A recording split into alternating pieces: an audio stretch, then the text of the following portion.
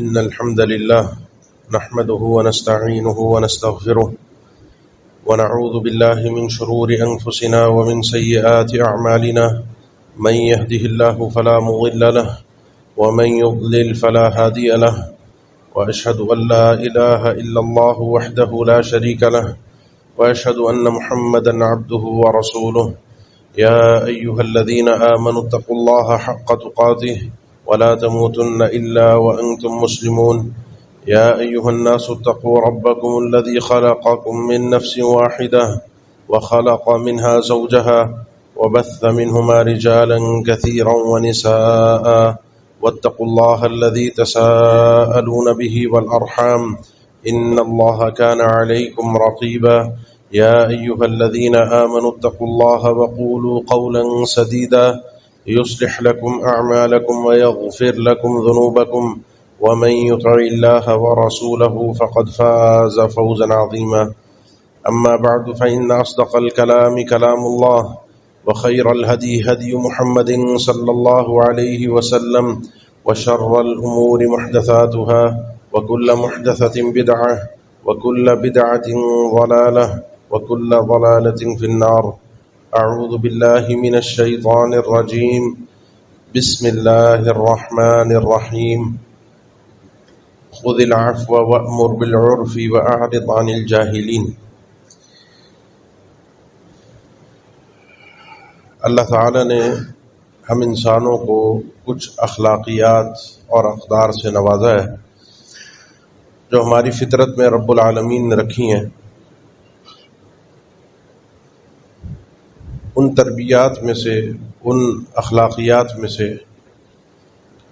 کچھ چیزیں ایسی ہماری فطرت میں ہیں جو فطرتی اعتبار سے اللہ تعالیٰ نے قرآن مجید میں ذکر فرمائیں. وَخُلِقَ الْإِنسَانُ ضَعِيفًا إِنَّهُ كَانَ ظَلُومًا جَهُولًا خُلِقَ الْإِنسَانُ مِنْ عَجَلٍ. انسان جلدی کرنے والا، ہر کام میں جلد بازی دکھانے والا، کمزور، ظالم، جاہل، یہ ہماری کچھ فطرتیں ہیں. پھر انسان جب اس دنیا میں آ کے آگے بڑھتا ہے، زندگی گزارتا ہے، تو علم کے ذریعے سے اپنی جہالت کو دور کرتا ہے. اللہ تعالیٰ کی معرفت، دنیا میں رہنے کا سلیقہ، اور پھر احکامات الہیہ سے انسان سیکھ کر، تربیت حاصل کر کے ظلم سے باہر آتا ہے، جلد بازی سے باہر آتا ہے. تو کچھ چیزیں ایسی ہیں جو انسان کی فطرت میں ہیں، اس میں انسان کو اپنے آپ سے لڑنا پڑتا ہے کیونکہ وہ فطرت ہے، اور فطرت کبھی بھی نکل کے ابھر کے سامنے آ جاتی ہے. اب اس میں ہوتا یہ ہے کہ آگے انسان جب بڑھتا ہے تو کچھ چیزیں اللہ تعالیٰ انسان کو، ہر فرد کو الگ الگ اس کی طبیعت میں عطا کر دیتا ہے. آپ صلی اللہ علیہ وسلم نے ایک وفد آتا ہوا دیکھا، سب لوگ آئے. اب دیکھیں اللہ کے نبی صلی اللہ علیہ وسلم مسجد میں اور مسلمان ہو کر وہ وفد آیا ہے. اپنی کیفیت پر ذرا غور کیجئے کہ آپ کو پتہ چلے آپ ہوں اللہ کے نبی صلی اللہ علیہ وسلم کی محفل میں جا رہے ہوں اور پہلی دفعہ دیدار ہو اسلام کے بعد، تو ہر کوئی لپک کے جائے گا، ہر کوئی دوڑتا ہوا جائے گا. جیسے کوئی پہلی دفعہ حج کرنے، عمرہ کرنے جائے تو بیت اللہ میں کس طریقے سے جلد بازی کے ساتھ دوڑتا ہوا پہنچتا ہے، کتنا تھکا ہوا یہاں سے سفر کر کے جاتا ہے، لیکن اس کی پہلی خواہش یہ ہوتی ہے کہ اپنا سامان ہوٹل میں پھینک کر پہلے بیت اللہ پہنچ جاؤں. اسی طرح کچھ لوگ آئے، وفد آیا، سب لوگ بھاگے دوڑے ایک دم. ان میں اشج عبد القیس رضی اللہ تعالیٰ عنہ وہ آئے، آپ صلی اللہ علیہ وسلم کو دیکھ رہے، تحمل سے اپنی سواری سے اترے، اپنی سواری کو باندھا، بڑے سلیقے کے طریقے کے ساتھ، پورا ایک تفصیل ہے اس کی. پھر اللہ کے نبی صلی اللہ علیہ وسلم کے پاس جب پہنچے تو آپ صلی اللہ علیہ وسلم نے فرمایا کہ تمہارے اندر دو خوبیاں ہیں، اور وہ خوبیاں ایسی ہیں کہ اللہ تعالیٰ ان کو پسند فرماتا ہے. ایک ہے یہ ٹھہراؤ، بردباری، تحمل مزاجی، جلد بازی نہ کرنا. یہ رب العالمین کو تمہاری یہ ادا پسند ہے. اس پہ بعض اہل علم کا تبصرہ ہے کہ یہ خصلت، یہ عادت رب العالمین نے ان کے اندر پیدا فرمائی تھی. اور کچھ لوگوں کو یہ عادت اپنے اندر پیدا کرنی پڑتی ہے، جس کو کہتے ہیں ٹھہراؤ، جو جلد بازی کے مخالف ہے، جس کو کہتے ہیں نرمی۔ اس چیز کی اپنے آپ کو انسان کو تربیت دینی پڑتی ہے، اپنے آپ کو موقع موقع پر سکھانا پڑتا ہے۔ بہت سے موقع ایسے ہوتے ہیں کہ جہاں پر ایک دم سے یہ چیز نکل کے سامنے آتی ہے، ہماری فطرت، کسی نے گالی دی، پلٹ کر انسان چاہتا ہے جواب دے، بدلہ لے، اپنی عزت کا دفاع کرے۔ کسی نے برا بھلا کہا، کسی نے آپ کا حق چھیننے کی کوشش کی، تو دل چاہتا ہے کہ انسان اپنی اصلیت کے مطابق اس کے ساتھ پیش آئے، اور ایسا بعض موقعوں پر ہوا بھی۔ اللہ کے نبی صلی اللہ علیہ وسلم کے سامنے جب یہودی آئے اور انہوں نے آ کے اپنی غلاظت اور گندگی کے مطابق آپ صلی اللہ علیہ وسلم کو بددعا دی سلام کی شکل میں، السلام علیکم، تو اللہ کے نبی صلی اللہ علیہ وسلم نے وعلیکم کہا۔ سیدہ عائشہ نے جب سنا تو وعلیکم السلام ولعنت اللہ علیکم وغضبہ، اللہ کی لعنت بھی ہو تم پر، اللہ کا غضب ہو تم پر، ملعونو، ہلاکت اور بربادی تمہارے لیے ہو، تم اللہ کے نبی صلی اللہ علیہ وسلم کو بددعا دے رہے ہو۔ آپ صلی اللہ علیہ وسلم نے، اب یہ وہ موقع تھا کہ جب سیدہ عائشہ رضی اللہ تعالیٰ عنہ نے بات کی تو اللہ کے نبی صلی اللہ علیہ وسلم نے اس بات کو قبول نہیں کیا، حالانکہ جواب کس کو تھا؟ یہودیوں کو۔ پلٹ کر جواب دینا آسان تھا اور درست تھا، حق بھی تھا۔ فَإِنْ عَاقَبْتُمْ فَعَاقِبُوا بِمِثْلِ مَا عُوقِبْتُمْ بِهِ، جو مظلوم ہو وہ اپنے ظلم کے مطابق بدلہ لے سکتا ہے۔ لا يحب اللہ الجہر بالسوء من القول الا من ظلم، مظلوم کو اجازت ہے کہ اپنے بدلے کے لیے وہ چیخ پکار بھی کر سکتا ہے، لیکن بقدر ظلم۔ اب انہوں نے آغاز کیا ہے، بددعا دی ہے، پلٹ کر بددعا دے دو، لیکن اللہ کے نبی صلی اللہ علیہ وسلم نے اپنی بیوی کو ایک اعلیٰ اونچی تربیت دی، فرمایا علیک بالرفق، یہ تھوڑی نرم مزاجی اختیار کرو، ٹھہراؤ، اپنے اندر تربیت میں لے کر آؤ۔ جواب دینے میں یہ سختی اور فحش کلامی، یہ بری بات، حالانکہ فحش نہیں تھا لیکن یہ ایک بری بات ہے، ایسی شخصیت سے جو اللہ کے نبی صلی اللہ علیہ وسلم کی بیوی ہو، ایسے کلمات قابل قبول نہیں ہے۔ آپ سے یہ توقع نہیں تھی کہ آپ کی تربیت سے یہ الفاظ نکلیں۔ آپ کو نرم مزاجی اختیار کرنی چاہیے، آپ کو یہ سختی ہے، جلد بازی میں جواب نہیں دینا چاہیے۔ انہوں نے کہا اللہ کے نبی آپ نے سنا نہیں، انہوں نے کیا کہا؟ فرمایا اللہ کے نبی صلی اللہ علیہ وسلم تم نے نہیں سنا، میں نے بھی کیا کہا؟ میں نے بھی علیکم کہا۔ انہوں نے کہا ہلاکت ہو، بربادی ہو، موت ہو میرے لیے، میں نے وعلیکم کہا کہ تمہارے ساتھ بھی یہی سلوک ہو۔ تھوڑی سی آواز کھول دیجیے گا، تھوڑی سی کھول دیجیے گا، تو تمہارے ساتھ بھی یہی ہو۔ اب اللہ تعالیٰ ان کی نہیں سنے گا، رب العالمین میری سنے گا، بس جزاک اللہ خیر۔ اللہ تعالیٰ ان کی نہیں سنے گا، اللہ تعالیٰ میری سنے گا۔ یہ اللہ کے نبی صلی اللہ علیہ وسلم نے تربیت دی ہے کہ اپنی تربیت میں ٹھہراؤ لاؤ اپنے اندر، ایسے موقعوں پر کہ جب یہ نکل کے چیز سامنے آ رہی ہو، کیونکہ یہ نرم مزاجی جو ہے، یہ نرمی کے مقابلے میں تو نرمی دکھ جاتی ہے۔ کوئی آپ سے مسکرا کر مل رہا ہے، آپ بھی مسکرا کر ملیے۔ کوئی آپ سے سلام کر رہا ہے تو آپ نے بھی جواب دے دیا، کوئی آپ سے خوش اخلاقی سے پیش آ رہا ہے تو میں بھی پیش آ جاتا ہوں۔ مسئلہ جب آتا ہے، جب کوئی سامنے سے لڑ رہا ہو، کوئی غصہ دلا رہا ہو، کوئی آگے سے میرا حق کھا رہا ہو، کوئی مجھ پر ظلم کر رہا ہو، اصل تربیت نکل کے وہاں سامنے آتی ہے۔ اور آپ دیکھتے بھی ہوں گے اپنے معاشرے میں بہت سے لوگوں کی ایسی خوبصورت تربیت ہوئی بھی ہوتی ہے، اور یہی چیز اللہ تعالیٰ نے احسان کے طور پہ اللہ کے نبی صلی اللہ علیہ وسلم کو بیان فرمائی ہے قرآن مجید میں، کہ آپ کی یہ جو تربیت ہے یہ رب العالمین نے کی ہے۔ فَبِمَا رَحْمَةٍ مِّنَ اللَّهِ لِنتَ لَهُمْ وَلَوْ كُنتَ فَظًّا غَلِيظَ الْقَلْبِ لَانفَضُّوا مِنْ حَوْلِكَ، یہ اللہ کی رحمت کی وجہ سے ہی ہے، اللہ کا خاص آپ پر کرم ہے کہ آپ لوگوں کے لیے نرم تربیت، نرم مزاج رکھتے ہیں۔ اگر آپ بھی زبان کے کڑوے ہوتے، دل کے سخت ہوتے، زبان پہ کڑواہٹ ہوتی، دل میں تنگی ہوتی، تو یہ جو آس پاس آپ کے لوگ محبت میں بیٹھے ہوئے ہیں، آپ کے دیدار کے لیے ترس رہے ہیں، بھاگ جاتے اٹھ کے، کوئی بھی آپ کے گرد نہ بیٹھتا، حالانکہ آپ اللہ کے نبی ہیں۔ لیکن اس میں بھی جیتنے کے لیے، لوگوں کے دل جیتنے کے لیے طریقہ اللہ نے بیان فرمایا ہے کہ لوگوں کے جو دل جیتنے ہیں اس کا طریقہ یہ ہے کہ جو خود اللہ کے نبی صلی اللہ علیہ وسلم نے بیان فرمایا کہ تم لوگوں کو خرید نہیں سکتے پیسے سے، انکم لن تسعوا الناس باموالکم، لوگوں کو تم پیسے سے، مال و دولت سے خرید نہیں سکتے۔ لوگوں کے دل جیتے جاتے ہیں انسان کے اخلاق و کردار سے، گفتار سے۔ ان اللہ یعطی علی الرفق ما لا یعطی علی العنف. اللہ تعالیٰ یہ جو نرم مزاجی ہوتی ہے، ٹھنڈا مزاج ہوتا ہے، ٹھنڈا کردار ہوتا ہے، اس پہ وہ کچھ دیتا ہے جو کبھی بھی سختی پر کبھی کسی کو نہیں ملا کرتا. اور اس کے دو مفہوم ہیں کہ اللہ تعالیٰ نرم مزاجی سے انسان کے لیے وہ خیر کے دروازے کھول دیتا ہے، وہ آسانیاں پیدا فرما دیتا ہے، لوگوں کے دلوں میں وہ محبت ڈال دیتا ہے جو کبھی بھی سختی سے حاصل نہیں ہو سکتی. اور دوسرا معنی ہے اللہ تعالیٰ نرم مزاجی پر وہ اجر و ثواب دیتا ہے، صحیح مسلم کی حدیث ہے، وہ اجر و ثواب دیتا ہے جو سختی پر نہیں ملتا انسان. بلکہ صحیح مسلم کے دوسرے الفاظ ہیں من یحرم الرفق یحرم الخیر کلہ. جو شخص محروم کر دیا گیا، الفاظ کو تھوڑا سا سمجھیے گا، یہ فطرت سے تھوڑا سی جنگ ہے، تھوڑی سی اپنے خواہشات سے جنگ ہے. محروم کر دیا گیا، اس کو حاصل نہیں ہوا، یہ تربیت سے اس نے سیکھا نہیں. کیا؟ الرفق، نرمی. وہ اگر محروم رہا تو ہر خیر سے محروم رہا. خیر کہتے ہیں ہر فائدے کی چیز جو دنیا کے اور آخرت کے لیے آپ کے لیے کارآمد ہو، فائدہ مند ہو، سود مند ہو.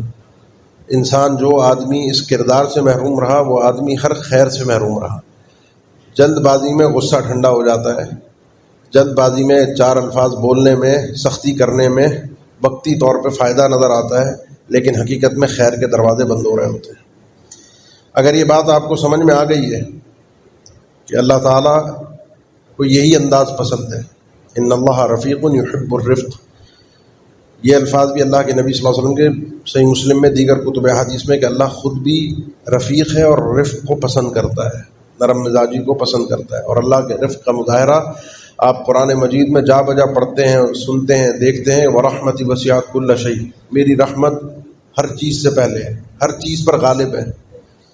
اللہ تعالیٰ نے اپنے پاس ایک رکا، ایک کتاب لکھ کر رکھی آسمان اور زمین کی تخلیق سے پہلے، اور اس میں یہی تھا کہ میری رحمت کا معاملہ میرے غضب سے پہلے ہوگا. اللہ تعالیٰ جو آپ کو یہ بتا رہا ہے، اللہ لطیف بعبادہ یرزق من یشاء، اللہ اپنے بندوں پر بڑا کریم، بڑا مہربان ہے، بڑا لطیف ہے. کبھی کسی کی غلطی پر، گناہ پر فوراً اس کی پکڑ نہیں کرتا، مہلت دیتا ہے کہ بندہ پلٹ آئے. اللہ تعالیٰ نے جو دین ہمیں دیا ہے، یرید اللہ بکم اليسر ولا یرید بکم العسر وما جعل علیکم فی الدین من حرج، اللہ کے اس دین میں کسی قسم کی کوئی سختی نہیں ہے، کوئی تنگی نہیں ہے. لا یکلف اللہ نفسا الا وسعها، یہ دین پورا میری اور آپ کی طبیعت اور مزاج کے مطابق ہے. بلکہ کہیں اگر کچھ ہو جائے 19-20 عام روٹین سے میں ہٹ کر، کوئی بیمار ہو گیا، کوئی سفر پہ چلا گیا، کوئی اور میرے پاس کوئی وجہ پیدا ہو گئی جس کی وجہ سے شریعت میرے لیے آسانی پیدا کر دے، تو فاتقوا اللہ ما استطعتم، اور مزید آسانی اللہ کی طرف سے مل جاتی ہے. جب اللہ کا معاملہ اپنے بندوں کے ساتھ رفق ہے تو وہ رفق ہی پسند کرتا ہے اپنے بندوں سے. اور اللہ کے نبی صلی اللہ علیہ وسلم کے جو مشہور فرمان ہے کہ اللہ تعالیٰ، اللہ کے نبی صلی اللہ علیہ وسلم نے فرمایا کہ جو شخص اپنے کسی مسلمان بھائی کے کام آتا ہے، اللہ فی عون العبد ما دام العبد فی عون اخیہ، اس کی مدد کرتا ہے، اللہ اس کی مدد کرتا ہے. جو کسی مومن ستر مسلمان ستر اللہ علیہ فی الدنیا والآخرہ، کسی مسلمان پر پردہ رکھتا ہے، اللہ اس کے اوپر دنیا اور آخرت میں پردہ رکھے. ابن قیم رحمہ اللہ اس حدیث کی جامعیت کو ان الفاظ میں بیان کرتے ہیں کہ بندے کا اللہ کے ساتھ معاملہ، اللہ کا بندے کے ساتھ معاملہ اسی طرح کا ہوتا ہے جو بندہ اللہ کے بندوں کے ساتھ رکھتا ہے. اگر یہ آدمی دوسروں کے ساتھ نرمی کرتا ہے، اللہ اس کے ساتھ نرمی کرتا ہے. اگر یہ آدمی دوسروں کے ساتھ احسان کرتا ہے، اللہ اس کے ساتھ احسان کرتا ہے. اگر یہ دوسروں کے لیے فائدے کی کوشش کرتا ہے، نفع پہنچانے کی، کسی کے کام آنے کی، اللہ اس کے نفع کی لیے مدد فرماتا ہے. اگر یہ بندہ کسی پر ستر کرتا ہے، کسی کے گناہوں پر پردہ ڈالتا ہے، کسی کے عیبوں کو ڈھانپ کے رکھتا ہے، اللہ اس کے عیبوں کو، اس کے گناہوں کو، اس کی عیوب کے اوپر پردہ ڈال دیتا ہے. جیسا کرتے ہو ویسا اللہ کی طرف سے معاملہ بندے کو نصیب ہوتا ہے. تو اگر اللہ سے بھی رفق چاہیے، اللہ سے معافی چاہیے، اللہ سے حساب و کتاب میں بندے کو نرمی چاہیے، آسانی چاہیے، تو یہاں بندوں کے ساتھ بھی یہی ہلکا ہاتھ رکھنا پڑے گا. اب آئیے اصل بات کی طرف، اس تمہید کے بعد کہ یہ نرمی ہے کیا اور حاصل کیسے ہوتی ہے. نرمی کے اپنے اپنے مفاہیم ہیں، اپنے اپنے مزاج ہیں. بھائی دیکھیں، تین چیزیں ہیں: آپ کا ہاتھ، آپ کی زبان، آپ کا دل. یہاں سے دل سے آغاز ہوتا ہے، زبان سے اظہار ہوتا ہے، ہاتھوں سے آپ پیش آتے ہیں. من سلم المسلمون من لسانہ ویدہ، الا وان فی الجسد مضغۃ اذا صلحت صلح الجسد كله واذا فسدت فسد الجسد كله. بھئی آپ کا ہاتھ ہے، آپ کی زبان ہے، اگر یہ آپ کے ہاتھ اور زبان سے دوسرا مسلمان محفوظ ہے تو آپ پکے سچے مومن مسلمان کہلانے کے قابل ہیں. اور یہ جو دل ہے اگر یہ صاف ستھرا ہے تو آپ کا پورا جسم سیٹ ہے. یہ صاف ستھرا نہیں ہے تو یہاں خراب. ان تینوں چیزوں کے اندر نرم مزاجی پیدا کرنی ہے. نرم مزاجی کا مطلب یہ نہیں ہے کمزوری. نرم مزاجی کا مطلب نہیں ہے کہ انسان کمزور پڑ جائے، لاچار ہو، اپنے آپ کو جھکا کر، گردن جھکا کر، مریض بیمار بنا کر اپنے آپ کو پیش کرے. نرم مزاجی کا مطلب یہ ہے کہ انسان سامنے والے کی بدتمیزی پر بدتمیزی نہ کرے، کسی کے ہاتھ اٹھانے پر ہاتھ نہ اٹھائے، جہالت کا جواب جہالت سے نہ دے. یہ چیز سیکھنی پڑتی ہے، یہ چیز آتی نہیں ہے، پیدائشی طور پر میرے اندر ہے نہیں. میرے اندر تو غصہ ہے. یہ چیز اپنے آپ کو بار بار تربیت دینی پڑتی ہے، جیسے اللہ کے نبی صلی اللہ علیہ وسلم نے سیدہ عائشہ کو دی. آپ اپنے نفس کی بھی تربیت کریں، اپنے ارد گرد کے ماحول کی بھی تربیت کریں، اپنے ماتحت لوگوں کی بھی تربیت کریں، اور چیک کریں کہ جہاں جہاں جب موقع آتا ہے میرے مفادات کا، میرا مزاج بدل جاتا ہے، میرے آنکھیں اور تیور تبدیل ہو جاتے ہیں. یہاں تو میں نرم ہوں، مسجد میں بیٹھا ہوں تو میں نرم ہوں، کسی کو آگے جگہ دے بھی دوں گا، کوئی لڑ بھی لیتا ہے، کوئی کچھ بھی کر لیتا ہے. لیکن جب میں اپنی دکان کے گلے پر بیٹھتا ہوں، اپنے ملازمین سے کام لینے کی بات آتی، یا میں ملازم ہوں، مالک کے پاس نوکری کر رہا ہوں، تو دونوں کس طریقے کے ساتھ ایک دوسرے کو ٹھگنے کی اور چونا لگانے کی کوشش کر رہے ہوتے ہیں وہ تو آپ اچھی طرح جانتے ہیں.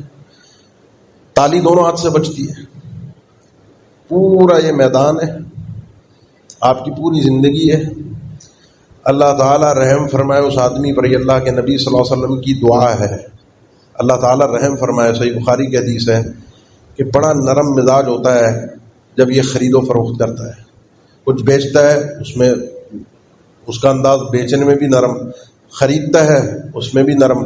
جلد بازی، گھبراہٹ، اونچی آواز میں بات کرنا، لڑنا. اللہ کے نبی صلی اللہ علیہ وسلم بازاروں میں چیخنے والے نہیں ہوتے تھے، شور مچانے والے. آپ کی زبان پہ گندے الفاظ نہیں ہوتے تھے، آپ کی زبان پہ شور شرابہ نہیں ہوتا تھا. یہ جب ہم اپنی بات کرتے ہیں نا کہ جی عقائد بھی اللہ کے نبی صلی اللہ علیہ وسلم سے لینے ہیں، ہم نے عبادات بھی اللہ کے نبی صلی اللہ علیہ وسلم سے لینی ہے، ہماری نماز ویسی ہو جیسے اللہ کے نبی صلی اللہ علیہ وسلم کی ہونی چاہیے، تو ذرا مسجد سے باہر نکلیے اور اپنے اس وجود، اپنے کردار کے متعلق ذرا سا سوال تو کیجئے کہ میرا ایک کردار وہ کردار ہے جو اللہ کے نبی صلی اللہ علیہ وسلم کا تھا. میں بازار میں کیا ویسے ہی ہوں جیسے اللہ کے نبی صلی اللہ علیہ وسلم کا کردار ہوتا تھا، یا آپ نے چاہا ہے، آپ نے تعلیم دی ہے. نرم مزاجی، نرم انداز، نرم گفتگو. انسان کو اپنی معیشت کے ساتھ، اپنے اس کاروبار کے ساتھ، اس روزگار کے ساتھ نرم مزاجی اختیار کرنی چاہیے. یہ واقعہ سیدنا ابو درداء کا ہے رضی اللہ تعالیٰ عنہ، اور حسن درجے کا ہے. اپنے گھر میں تھے، اناج کے کچھ دانے، اوپر کا کمرہ تھا، وہ بکھر گئے، پھیل گئے کمرے میں. ایک آدمی ان کے پاس پہنچا تو دیکھا وہ ایک ایک دانہ کر کے چن رہے ہیں اور اس کو سمیٹ کے واپس محفوظ کر رہے ہیں. بندے نے جب ان کو غور سے دیکھا کہ کیا کر رہا ہے آدمی، ہمارے سے بھی کبھی دانہ گر جاتا ہے، کبھی کھاتے ہوئے گر جاتا ہے، کبھی دکان میں کوئی چیز گر جاتی ہے. تو انہوں نے اس وقت ایک جملہ کہا، اور یہ جملہ اللہ کے نبی صلی اللہ علیہ وسلم سے بھی مروی ہے لیکن وہ حدیث ضعیف ہے. یہ جملہ سیدنا ابو درداء سے ثابت ہے. کہتے ہیں ان من فقہ الرجل رفقہ بالمعیشہ. انسان کی عقل مندی اس میں ہے، وہ کامیاب آدمی ہے، باکمال آدمی ہے جو اپنے روزگار کے ساتھ، اپنی معیشت کے ساتھ نرمی سے پیش آتا ہے. یہ دانہ دانہ بھی چننا یہ انسان کے لیے اس کی کامیابی، اس کی عقل مندی کی دلیل ہے. تو اپنے اس کاروبار میں، اپنے اس کام کاج میں انسان کو اس اسلوب کو اختیار کرنا چاہیے. اور ہر بڑا آدمی جس کو کوئی عہدہ ملا ہے وہ ملک کا سربراہ بھی ہو سکتا ہے. اس کے بعد جتنے یہ سرکاری عہدے داران ہیں، جتنے سرکاری افسر، بیوروکریٹس، اور ایک لمبی فہرست ہے. کوئی مسجد کا سربراہ ہے، کوئی گھر کا سربراہ ہے، کوئی اپنی فیکٹری کا بڑا ہے، کوئی کہیں کا کوئی کونسلر ہے، کوئی ویسے ہی کوئی اپنی اس نے ایسوسیشن بنا کے اس کا چودھری بنا ہوا ہے، کوئی ایکس وائی زیڈ کوئی بھی ہے، اس کے پاس عہدہ ہے اور اس کے ماتحت کچھ لوگ ہیں. ان سب کے لیے اللہ کے نبی صلی اللہ علیہ وسلم کا فرمان ان سب کو اپنے ذہن میں رکھنا چاہیے. اللہم من ولی من امر المسلمین شیئا. اللہ جو مسلمانوں کے کسی بھی معاملے کا اختیار لے کر بیٹھ گیا، اس کا والی وارث بن گیا، اس کے پاس اس کی نگرانی ہے، اس کے پاس اس کی حکومت ہے. اور جب مسئلہ یہ ہے کہ انسان کے پاس عہدہ آتا ہے، کرسی آتی ہے، ہاتھ میں ڈنڈا آتا ہے، تو مزاج بدل جاتا ہے، اس کے اندر کا وہ تھوڑا شیطان جو ہے وہ جاگنا شروع ہوتا ہے، جو آپ مظاہرہ دیکھتے رہتے ہیں سڑکوں پر، افسران کے آفیسز میں جا کے. کسی کو بھی اگر یہ عہدہ مل جائے اور وہ اللہ کے بندوں کے ساتھ فرافق بہم، ان رعایا کے ساتھ، اس مخلوق کسی بھی درجے پر، ایک باپ ہے وہ اپنے گھر میں، ایک ماں ہے وہ اپنے بچوں کے ساتھ، ایک اسکول میں ٹیچر ہے، پرنسپل ہے، وہ اسکول میں پڑھنے والے بچوں کے ساتھ، مدرسے کا استاد ہے، قاری ہے، وہ بچوں کے ساتھ، کوئی اسپتال میں ڈاکٹر ہے، وہ مریضوں کے ساتھ، ان کے ساتھ بے غیرتی کے ساتھ جھوٹے بل بنا کر ان سے حرام نہیں کماتا، ان کے ساتھ نرم مزاجی سے، نرم انداز سے پیش آتا ہے، ان کے ساتھ اس نے نرمی کی، اللہ تو اس کے ساتھ نرمی فرمانا. یہ اللہ کے نبی صلی اللہ علیہ وسلم کی دعا بھی ہے اور خبر بھی ہے کہ اللہ نرمی فرمائے گا، کیونکہ آپ صلی اللہ علیہ وسلم نے بات کی ہے تو یہ وحی الہی ہے. اور جو یہ عہدے لے کر مسلط ہو گیا، ان پر چھا گیا، بیٹھ گیا، اس نے کی ان پر سختی، اس نے ان کو پورا کھینچ کر رکھا. جو ہمارا مزاج ہے، یہ اگر نہیں کرو گے تو لوگ کھا جائیں گے تمہیں، یہ تو لوگ ایسا بے وقوف بنائیں گے تمہیں، ایسا ٹھگیں گے تمہیں پتہ بھی نہیں چلے گا. برائی کا مقابلہ برائی سے نہیں ہوتا، ظلم کا مقابلہ ظلم سے، جہالت کا مقابلہ جہالت سے نہیں ہوتا، جہالت کا مقابلہ علم سے ہوتا ہے، جاہل کو سکھایا جاتا ہے. تو جو شخص ان کے ساتھ سختی کرے گا، اللہ تو اس کے ساتھ سختی کرنا. آپ اگر اپنا انجام کل قیامت کے دن حساب دیکھنا چاہتے ہیں کہ اللہ کیسا حساب لے گا، اس کو نوٹ کر لیجئے. میں کس طریقے سے گدی سے زبان کھینچتا ہوں لوگوں کی، اللہ پھر میرے ساتھ کیا کرے گا. کچھ لوگ ہوتے ہیں نا، بڑے سیاڑے بنے ہوئے ہوتے ہیں، بڑا سب کے ساتھ کھینچ تان کے حساب کتاب پائی کا، اور زبان کے بھی کڑوے، ان سے بات کرتے ہوئے ڈر لگتا ہے. لوگ کہتے ہیں یار کون اس کے منہ لگے، ابھی بکنا شروع ہو جائے گا، ابھی تانے دے گا، ابھی بکواس کرے گا. لوگ بڑی مثالیں ہیں، گھروں میں، خاندانی جھگڑوں میں، خاندانی مسئلوں کے اندر لوگ منہ لگتے ہوئے ڈرتے ہیں. بدترین آدمی وہ ہے، اللہ کے نبی صلی اللہ علیہ وسلم کا فرمان ہے، سب سے بدترین آدمی لوگوں میں وہ ہے کہ جس کو لوگ چھوڑ دیں، اس کی زبان کی بد کلامی، طعنہ زنی سے بچنے کے لیے. من ترکہ الناس اتقاء فحشہ، جس کو لوگ چھوڑ بات نہیں کرتے کہ یہ بد زبان ہے. یہ کردار جو ہے وہ آپ نے اور میں نے اپنانا ہے. اب ہوتا یہ ہے کہ معاشرے میں جہالت عام ہے، معاشرے میں جہالت عام ہے، معاشرے میں ظلم عام ہے. لوگ آپ کو بیوقوف بنا رہے ہیں، لوگ آپ کو دھوکہ دے رہے ہیں. آپ نرم مزاج ہیں، لوگ آپ کو بیوقوف بناتے جا رہے ہیں. کوئی بات نہیں، بنا رہے ہیں، بناتے رہے. یہ مجھے کوئی بیوقوف نہیں بنا رہا. کہ کل قیامت کے دن جب نیکیوں کے تبادلے ہوں گے تو پھر پتہ چلے گا بیوقوف کون بنا. اس لیے یہاں پر خیر کے دروازے کھول کر رکھیں. کوئی جاہلوں سے سکھائیں، جاہل کے ساتھ بدتمیزی نہیں کی جاتی.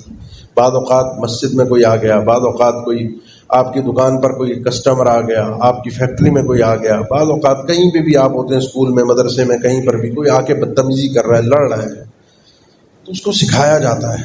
معاویہ ابن حکم رضی اللہ تعالیٰ عنہ اپنا واقعہ جو خود بیان فرماتے ہیں، رہتے تھے اللہ کے نبی صلی اللہ علیہ وسلم کے ساتھ، نمازیں پڑھتے تھے. نماز میں لوگ بات چیت کر لیا کرتے تھے، بھئی کون سی رکعت ہے، کتنی ہو گئی، کون سی سورت پڑھی جا رہی ہے، کون سی سورت کی آیت ہے. نماز میں پوچھ لیا نماز کے متعلق. جیسے ابھی ہم طواف کر رہے ہوتے ہیں تو طواف میں کوئی طواف میں کون سا چکر ہے، کتنے ہو گئے، بات چیت ہلکی پھلکی اس کے متعلق کر لیتے تھے. پھر یہ ان کی زمینیں تھیں دیہات میں، وہاں چلے گئے. تھوڑے عرصے بعد اپنے دیہات سے واپس آئے، پیچھے حکم آ گیا تھا وقوموا للہ قانتین. نماز میں اللہ تعالیٰ نے جب یہ حکم نازل فرمایا کہ اللہ کے سامنے بڑے خشوع خضوع کے ساتھ کھڑے، تو اللہ کے نبی صلی اللہ علیہ وسلم نے فرمایا اللہ تعالیٰ نے کلام کرنے سے، نماز میں عام بات چیت کرنے سے منع کر دیا. نماز میں بات چیت نہیں ہو سکتی. یہ آئے، ان کو پتہ نہیں تھا، نماز میں شامل ہونے لگے، شامل بھی ہو گئے. ایک شخص نے چھینک ماری. چھینک مارنے والا الحمدللہ کہہ سکتا ہے کیونکہ یہ نماز کا حصہ ہے ذکر، لیکن پلٹ کر جواب دینے والا جواب نہیں دے گا، کیونکہ یرحمک اللہ کوئی خاص ذکر نہیں ہے الحمدللہ سبحان اللہ کی طرح. تو اس نے چھینک مار کے الحمدللہ کہا، میں نے جواب دیا رحمک اللہ. جب میں نے جواب دیا تو لوگوں کی ایک دم مزاج سے محسوس ہوا کہ میں نے کوئی غلط کام کر دیا. میں اور بول پڑا کہ ہائے افسوس کی بات، کیا تم میں نے کون سی ایسا ظلم کر دیا تم میری طرف دیکھ رہے ہو. تو لوگوں نے اپنے ہاتھوں کو اپنی ران پر مارا چپ کرانے کے لیے. جیسے ایک چپ کرانے کا انداز ہوتا ہے نا، جیسے ہم بھی بچوں کو چپ کراتے ہیں.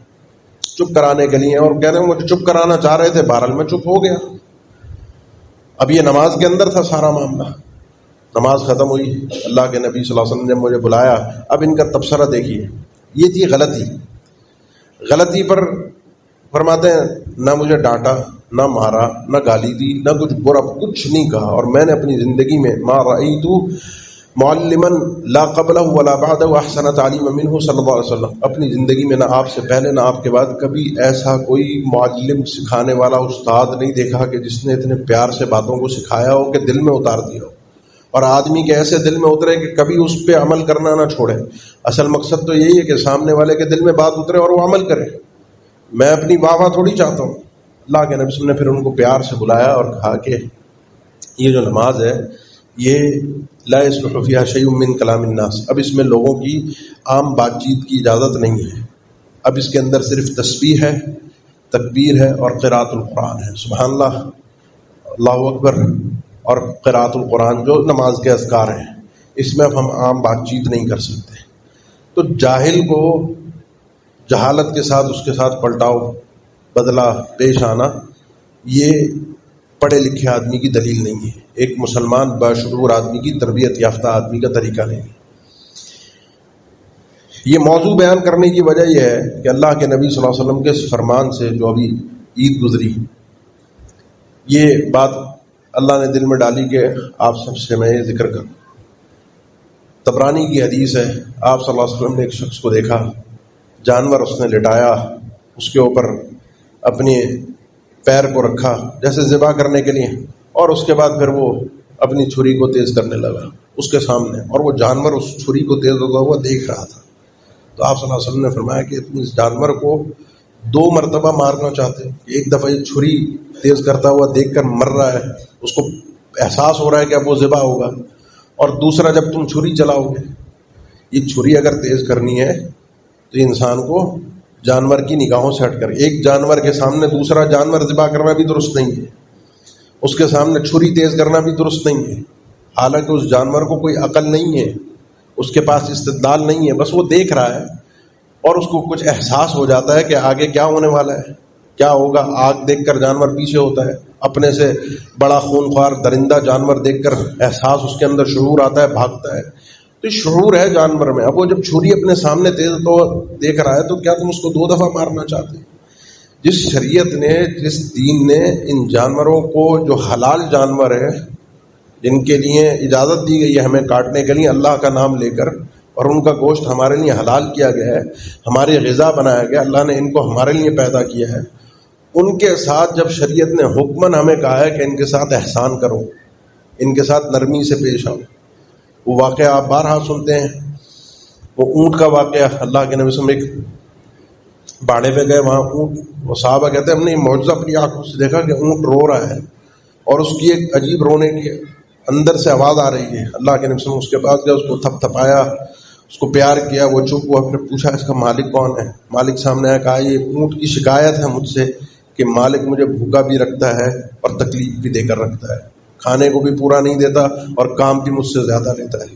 آپ صلی اللہ علیہ وسلم نے حکم ارشاد فرمایا ان جانوروں کے ساتھ احسان کرو. ان اللہ کتب الاحسان علی کل شیء، یہ احسان کرنا، کسی کے ساتھ نرمی کرنا، کسی کے ساتھ اچھا برتاؤ کرنا، برائی کا بدلہ اچھائی سے دینا، اللہ تعالیٰ نے ہر چیز پر فرض کیا ہے، ہر چیز کے ساتھ فرض کیا. پھر جانور کی آپ صلی اللہ علیہ وسلم نے مثال دی کہ جب اس کو ذبح کرنے کے لیے لٹاؤ تو تم چھری کو تیز کر کے پہلے سے لے کر آؤ تاکہ جلدی سے تیز چھری چل جائے اور جانور کو راحت اور سکون مل جائے. اس کی مثال اللہ کے نبی صلی اللہ علیہ وسلم نے ہی تھی.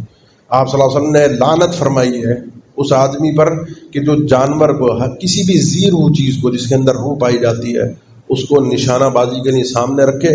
اور لعن رسول اللہ صلی اللہ علیہ وسلم ان یتخذ الروح غرضا، یہ جو جس چیز کے اندر روح پائی جاتی ہے اس کو نشانے بازی کے لیے سامنے رکھ کر اس پہ نشانے داغے جائیں، تیر کے ہوں، آپ کے آج کل جو جدید اسلحہ ہے اس کے ہوں. لعنت ہے اللہ کے نبی صلی اللہ علیہ وسلم کی. یہ چیزیں اس لیے نہیں ہیں. احسان کرنا سیکھیے، اپنی تربیت میں، اپنے مزاج میں نرمی لائیے. جو ہم بھاگم دوڑی کی زندگی گزار رہے ہیں، ایک ریس میں لگیں ایک دوسرے سے آگے بڑھنے کی، سب کچھ مجھے مل جائے، سب کچھ میرے پاس آ جائے، ہر فائدہ میں سمیٹ لوں، اس چکر کے اندر ہم اس بنیادی اخلاق سے ہی باہر نکل چکے ہیں. اس کردار کو بھول چکے ہیں. اپنی بھی تربیت کیجئے، اپنے ماتحت لوگوں کی بھی تربیت کیجئے، اور یہ یاد رکھیے کہ اللہ تعالیٰ جب کسی قوم سے محبت فرماتا ہے، اللہ کے نبی صلی اللہ علیہ وسلم کا فرمان ہے ان اللہ اذا حب قوما یا اہل بیت ادخل علیہم الرفق. اللہ تعالیٰ جب کسی گھر والوں سے محبت کا ارادہ فرماتا ہے، کسی خاندان سے، تو ان کو یہ نرم مزاجی عطا کر دیتا ہے. یہ عطا الہی ہے، سیکھنے سے بھی آتی ہے اور اللہ سے مانگنی بھی ہے. گھروں کے اندر لڑنا جھگڑنا، چیخنا چلانا، بے سکونی، عجیب ایک کیفیت، وجہ کیا ہے؟ وجہ یہ ہے کہ ہم میں سے ہر شخص جیتنا چاہتا ہے، ہم میں سے ہر شخص بد زبان ہے، ہم میں سے ہر شخص تکلیف دیتا ہے، اس کا دل کڑوا ہے، اس کے دل کے اندر بغض ہے، عداوت ہے، اس کی زبان میں کڑواہٹ ہے، اپنے ہاتھوں سے اذیت دیتا ہے. گھروں کا سکون، ماحول سب کچھ تباہ ہو گیا ہے. یہ سخت مزاجی، ہر وقت ڈنڈا لے کے سوار ہو جانا، ہر وقت چیخنا چلانا، وہ چاہے والد ہو چاہے والدہ ہو، اللہ کی رحمت پھر وہاں سے اٹھ جاتی ہے. خیر سے انسان محروم ہو جاتا ہے، کیونکہ جو شخص نرمی سے محروم ہے وہ شخص خیر سے محروم ہے. اقول قولی ھذا واستغفر اللہ لی ولکم وآخر دعوانا الحمد للہ رب العالمین.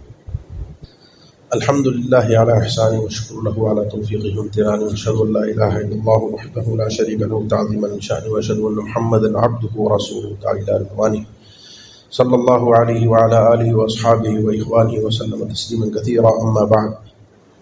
نرمی عام اخلاق ہے، عام کردار ہے جو مسلمان میں ہر وقت موجود ہو، لیکن کچھ موقعوں پر سختی دکھانا خیر تک پہنچنے کے لیے، کیونکہ اصل مقصد جو ہے وہ میں نے شروع میں بھی ذکر کیا تھا، فائدہ، خیر، بھلائی، دنیا اور آخرت کا اصل مقصد یہ ہے.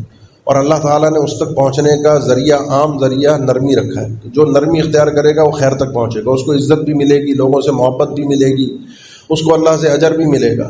خیر یہی ہے، اس کا راستہ نرمی ہے. بعض اوقات اس خیر تک پہنچنے کے لیے انسان کو سختی اختیار کرنے کی شریعت کی طرف سے تعلیم دی گئی ہے. بھئی بچہ 10 سال کا ہو جائے، نماز نہیں پڑھا، مارو. اب یہ سختی مطلوب ہے تاکہ بچہ اس خیر تک پہنچے جو خیر حقیقت میں مطلوب ہے. تو اصل راستہ تو نرمی کا ہے، لیکن بعض اوقات خیر تک پہنچنے کے لیے سختی دکھانی پڑتی ہے، کیونکہ اصل مقصد خیر ہے. اس میں حاکم کو حد نافذ کرنا، اس کے اوپر سزائیں دینا، یہ ساری چیزیں مطلوب ہیں، اور یہ نرمی کے خلاف نہیں ہے. یعنی حاکم اگر سزا دے گا تو وہ گالیاں دے کر سزا نہیں دے گا، بد زبانی کر سزا نہیں دے گا. زبان اس کی وہی رہے گی جو سادہ زبان ہے. والد اگر اس کو مارنے کی اجازت ہے تو بچے کو، 10 سال کا بچہ نماز نہیں پڑھا، گالی دینے کی اجازت نہیں ہے، چیخنے کی اجازت نہیں ہے. جتنی اجازت شریعت نے دی ہے اتنی اجازت ہے، اس سے بڑھ کر ہمیں راستے اختیار کرنا یہ شریعت کی طرف سے جائز نہیں ہوگا. اس لیے اپنے خیر کو ہدف بنائیے. راستہ نرمی ہے، جو اختیار کر گیا وہ بارگاہ الہی میں کامیاب ہو گیا، اور جو محروم رہا وہ ہر خیر سے محروم رہا. یہ اللہ کے نبی صلی اللہ علیہ وسلم کا فرمان ہے.